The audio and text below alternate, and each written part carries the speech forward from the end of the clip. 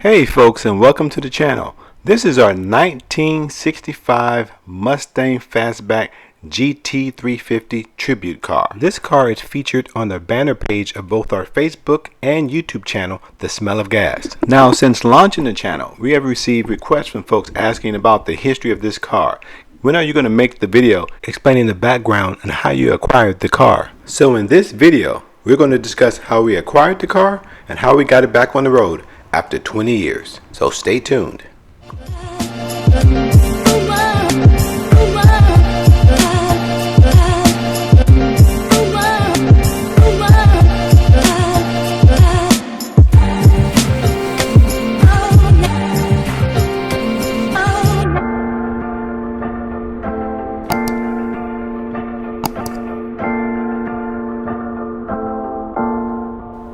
Okay folks, let's get right into it. Now, we have been made aware of this vehicle many years ago through a family member who not only knew the then current owner, but the two previous owners as well. So about 18 months ago, when this vehicle became available, we took the opportunity to go look at it. And here are the actual photos of what we found.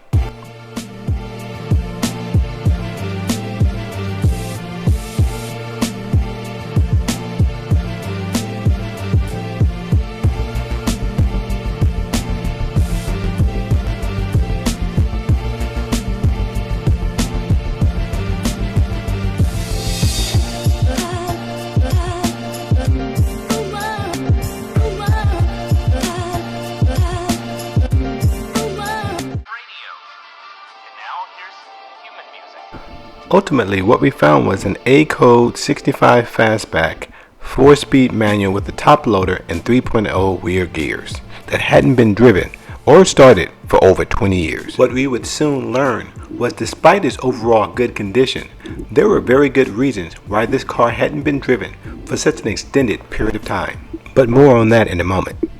All that being said, we decided to buy the vehicle and bring her home. But first, we had to get her out of the garage. Her drum brakes were frozen and she wouldn't budge an inch.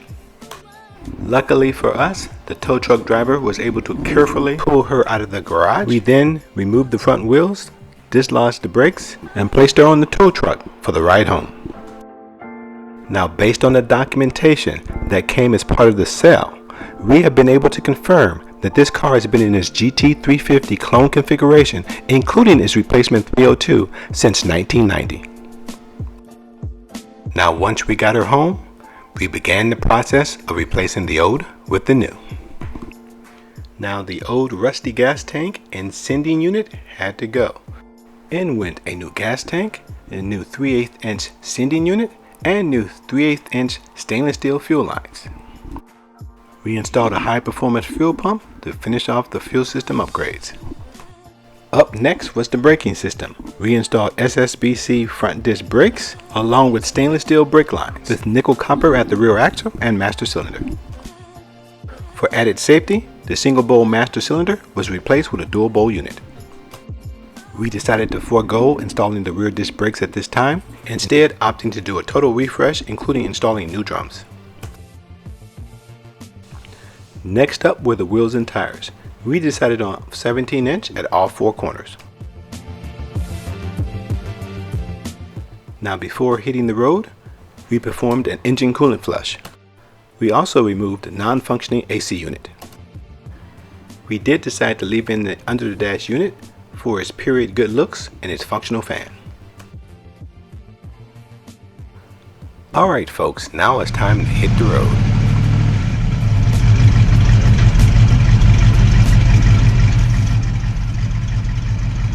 Huh? Hey wait a minute. Stop. Do you remember? Do you remember when I said this earlier in the video? What we would soon learn was that there were very good reasons why this car hadn't been driven for more than 20 years. But more on that in a moment. Well folks, that time has come. As I mentioned earlier, our known history of this car only goes back to 1990. At that time, this vehicle was purchased from a dealer in Southern California with the Shelby's GT350 theme you see today. It was then driven to the San Francisco Bay Area, where it soon developed a reputation as a very unpleasant car to drive. As described to me, the vehicle would periodically require you to launch it while in first gear. It also had a reputation of having what they only described as clutch chatter. So we had this knowledge when we took it on its first drive, and all was going well until we hit our first stoplight. As the light turned green, I eased off the clutch, I pressed lightly on the accelerator, and nothing happened. I continued the process of easing off the clutch and pressing on the accelerator. However, the car felt like it wanted to stall, so I pressed hard on the accelerator and the car shook violently, and then the car launched. The car burnt rubber down the street until I shifted into second gear. The seller had informed me that the clutch had already been replaced by a previous owner, so I began my troubleshooting with the motor mounts. And to my surprise, this is what I found. Someone had attempted to repair a failed motor mount by bolting it with screws. In addition, there was a chain that was bolted to the block that was then wrapped around the lower support cross member. This was obviously the source of the vibrations. I installed Ron Morris motor mounts to resolve this issue. Now, to address the launch issue, I found the following problem. Someone had installed an adjustable clutch rod but Loctite the screws in a position that left a 1/4 inch gap in the adjustment. I temporarily filled this gap with a piece of brass, took the car for a drive, and the problem was resolved. I then installed a new rod with the proper adjustment. We have now solved the mystery of why this car was so unpleasant to drive for the last 30 years. We have big plans for this vehicle, and here are just some of the things that we're working on. Mike Meyer Incorporated subframe connectors, rear Bliston shocks.